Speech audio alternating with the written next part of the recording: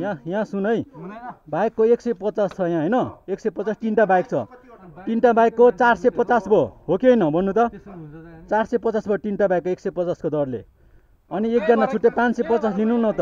मान्छेको नि छुट्टै बाइकको नि छुट्टै लिनुहुन्छ नि, अनि रेट चाहिँ हामीले गडबडै गऱ्यो क्या।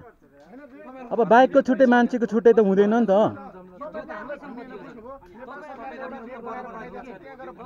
होइन यहाँ सर सुन्नु है, बाइकको हामी तिर्छु क्या, मान्छेको छुट्टै भनेर कहाँ लेखेको छ यहाँ?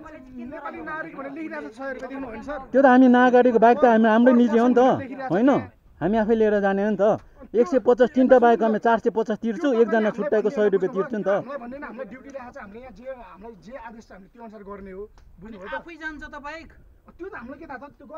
त्यो त बाइक मात्रै जाने भयो त, ल ठिकै हो, बाइकको छुट्टै तिर्छ होइन, हामी मान्छेको छुट्टै बाइकको छुट्टै भन्छ यार।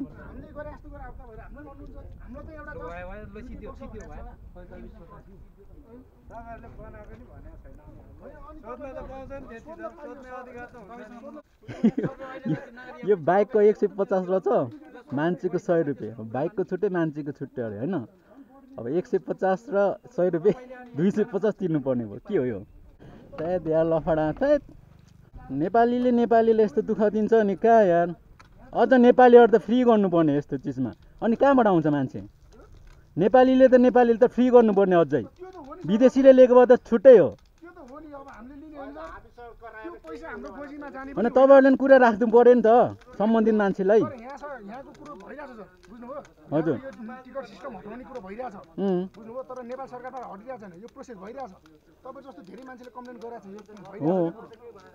यो कुरो भइरहेछ बुझ्नुभयो सर। हजुर अब हामीले त बोल्नै मिल्दैन कि, यो बर्दी लगाएको मान्छेले यो कुरो बोल्नै मिल्दैन क्या, सर यो हटाउनु पर्यो भन्न मिल्छ त हामीले? हजुर हामीले त भन्नै मिल्दैन, यस प्रोसेसमा भइरहेछ यताबाट होइन। हजुर अब यो होला विवेचार हो, यो कुरा चाहिँ हजुर यहाँ माथि गाउँ पनि छ, त्यो गाउँको मान्छेले पनि असहजता भइरहेछ होइन। हजुर काउन्टरले गर्दाखेरि यो कुरो चाहिँ भइरहेछ। यस्तो गर्नु पर्यो सर, अब यो पैसा लिन पाइयो, रोड पनि बनाउनु पर्यो नि। रोडको हाल चाहिँ फेरि यस्तो छ यार, इन्ट्रान्स यहाँबाट त्यत्रो छ। हजुर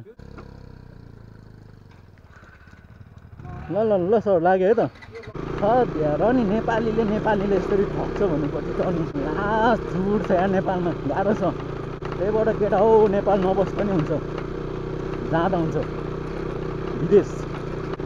बाटो यस्तो छ, पैसा लिन्छ मान्छेको 100 रुपियाँ अरे, बाइकको 150 भनेपछि हामीले पर पर्सन 250 तिरेर ल अब के भन्नु।